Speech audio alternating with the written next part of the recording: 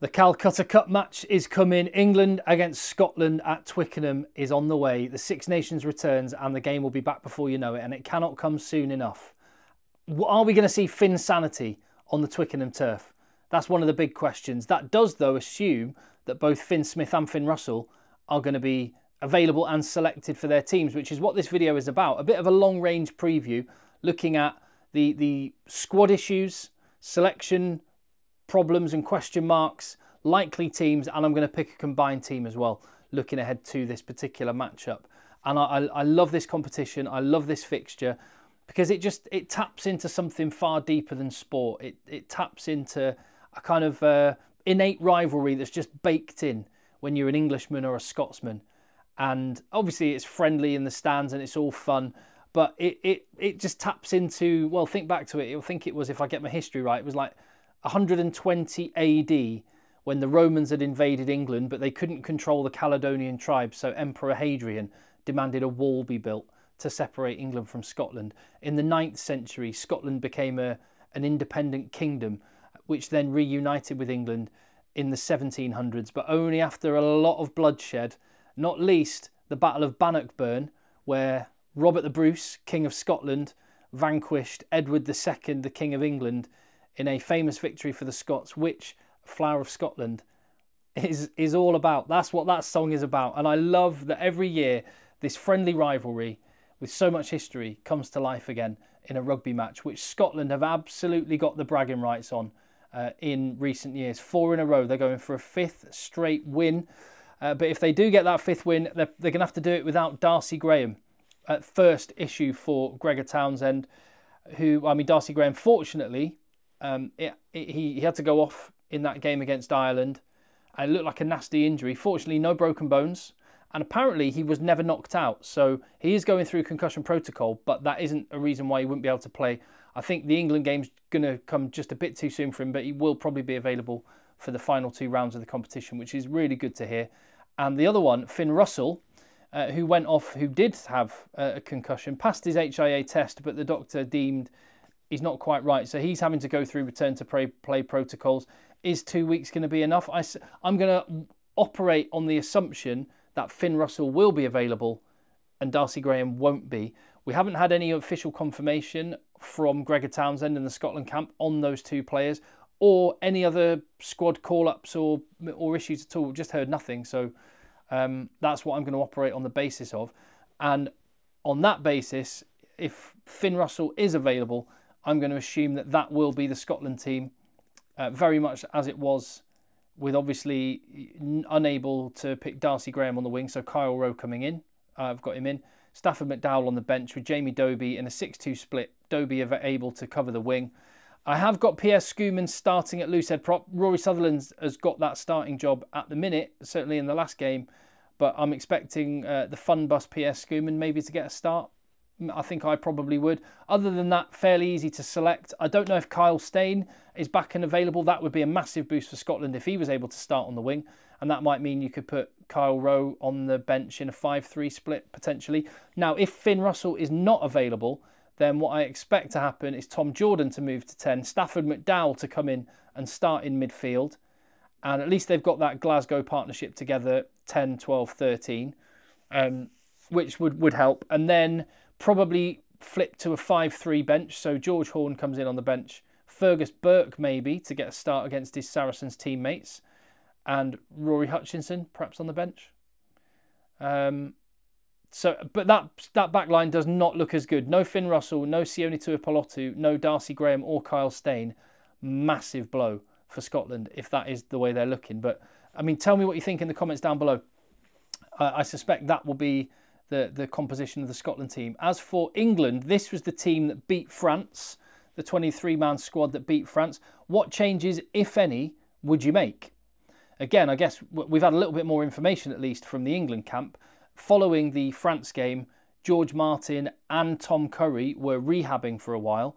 Now, on the latest update, which I'll get to in a second, there is no injury concerns over those 2 players. They are taking a full part in training this week and are available for the match. So that's a big boost for Steve Borthwick. Looks like he's got everyone available. And as well as Tom Curry and George Martin being fit and healthy, he's got 3 players into his squad. Alex Dombrandt comes back in, and Alex Coles is now fit and available. Alex Coles is a significant one, and I'll come to why in just a second. Alex Dombrandt feels like a strange selection. That is the one thing that leads me to believe that maybe Tom Curry isn't 100%, or even George Martin isn't 100%, because Alex Dombrandt has come back in. Henry Pollock was in the squad when Tom Curry was rehabbing. Henry Pollock got called up from the under-20s. He's been kept in the squad. Now, what I think is going on there is possibly Henry Pollock is being lined up to play maybe against Wales on the final weekend, potentially, maybe not. But actually, I think the bigger point here is England are playing Scotland at under-20s level, and Scotland under-20s are not very good. So I think Steve Borthwick's probably gone. He's going to get much more out of spending another week in with us, the senior squad, than he will going and hammering a load of kids that he's much better than. And in truth, he would probably not be selected for England under-20s because Scotland are that much poorer than England. So, as I mentioned, the Alex Coles one I think could be significant because it enables you to make a change in that second row if you wanted to.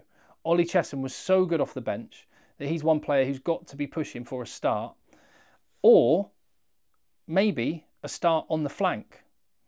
The one element I would say, this is an alternative, I would say the one big selection dilemma for Steve Borthwick, does Ollie Chessum come into the starting lineup? And if he does, where? Would you change him for George Martin? Also, you could argue, because he was so good off the bench, does Jamie George come in for Luke Cowan-Dickie? Or even Theo Dan come in for Luke Cowan-Dickie? Because Luke Cowan-Dickie's throwing in wasn't great at line-out time. The one thing you hear from other England players about, and other club teammates of theirs, what you hear about Luke Cowan-Dickie and George Martin, they are both fantastic scrummagers. And quite often, the scrum is always pinned on just the props. When a scrum's winning, the props get the high fives and get the plaudits. When a scrum's on roller skates going backwards, it's the scrums that face the scrutiny. I think the reality is with England, the England scrum in November and in this Six Nations seems to have held up pretty well. I think Luke Cowan-Dickie and George Martin are big parts of that. So for that reason, I think I might keep them both in. There is an argument for Ollie Chessum starting on the blindside flank. Maybe Tom Willis adding his impact from the bench, as good as he was against France, because it gives you that extra line out forward. I think there's an argument for that. But you can only do that if you have cover at second row. And as you'll see on this bench, Chandler Cunningham-South is out. Alex Coles comes in. So if you were going to put Ollie Chessum to start, Alex Coles comes in. Chandler Cunningham-South, who wasn't used against France, drops out. There is an argument for Ollie Chessum starting ahead of George Martin and putting Martin on the bench, potentially. I see the 15 position still being Marcus Smith. It's interesting when you look at the way Steve Borthwick has selected against Scotland previously. He picked George Furbank last year and dropped out Freddie Stewart because, much like France, Scotland tend to kick long or kick less generally. And for that reason, someone that's an expert under the high ball, kick to compete, not as important when you're playing Scotland. So Marcus Smith in his counter-attack potential, it's going to be really interesting to see what happens when George Furbank is fit and available. But personally, I would keep it exactly as it was last time out against France. Although I think some of those selection dilemmas at hooker, lock or blindside flanker, well, I mean, with George Furbank not fit, I don't think there is a discussion at fullback. Freddie Stewart would be the other one, I guess you could consider. And maybe, I don't know, Ben Spencer on the bench. He didn't use Harry Randall, so possibly that. It's going to be interesting, isn't it? Let's see. As for a combined team, if you took, again, speculating what the teams will be, we'll find out when they're announced. But based on what I'm expecting, and I've just said that I think the Scotland and England teams will be, who would you pick in a combined team? That's what I've gone for. Just Ellis Genge over PS. Well, I've put PS Schoeman on the bench because for Scotland last game he was on the bench. If it was Genge or Sutherland, I've gone for Genge. If it was Genge or Schoeman, I might go Schoeman. So I've got them both involved anyway in the squad. Genge, Cowan-Dickie over Cherry. Cherry's done some really good things. Cowan-Dickie's throwing in wasn't great, so that was a bit of a 50-50 toss-up as well. Xander Fagerson, clear choice at tight head prop, although Will Stewart is doing enough to get on the British and Irish Lions tour at the moment if he continues. Itoje and Martin, I've got a second row. Gilchrist just missing out. Scott Cummings would have been pushing for a spot there had he been available. Back row, Tom Curry and Matt Fagerson was a coin toss. They're both fantastic. Rory Darge and Ben Earl was a coin toss.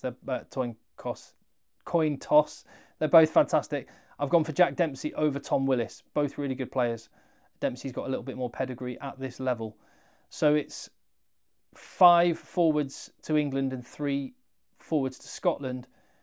But Scotland have an extra body in the back line. Assuming Finn Russell is available, he's in. Duhan van der Merwe, Hugh Jones and Blair Kinghorn all get in. Sione Tuipulotu would be in there if he was fit and available as well. So if everyone was fit, then Alex Mitchell and Tommy Freeman would be the only Englishmen in a combined backline, which I think gives you a little bit of an indication about where the balance of power lies, maybe why Scotland do need to try and get that 6-2 bench so they can take England on up front and lay a platform for Blair Kinghorn to go and tear it up, for Finn Russell to do Finn Russell things. They have absolutely got the potential to win this. I do think England will probably have an edge on the bench, so another 80-minute performance is going to be necessary for England to win it. I think it's going to be fairly close. The narrative has switched. Just because Scotland were not very good against Ireland, just because England managed to dig out a win against France, suddenly it feels like the narrative has shifted and people are thinking that England are going to kind of win this by a couple of scores. I do not see it that way. I think this game will be won in the last quarter of the match. If I had to be pushed for a result right now, it would be England by 4 points. Maybe another late win. Maybe starting to turn those late defeats into late victories. But Scotland have got England's number.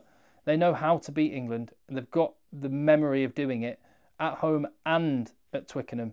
The last 2 times they've been there, they've won. Can they make it 3 at Twickenham on the bounce? We're going to find out, and I cannot wait. The teams will be announced later this week. There'll be more videos on the channel coming soon. So hit subscribe, give the video a thumbs up, leave your comment down below, and I'll see you on the next one.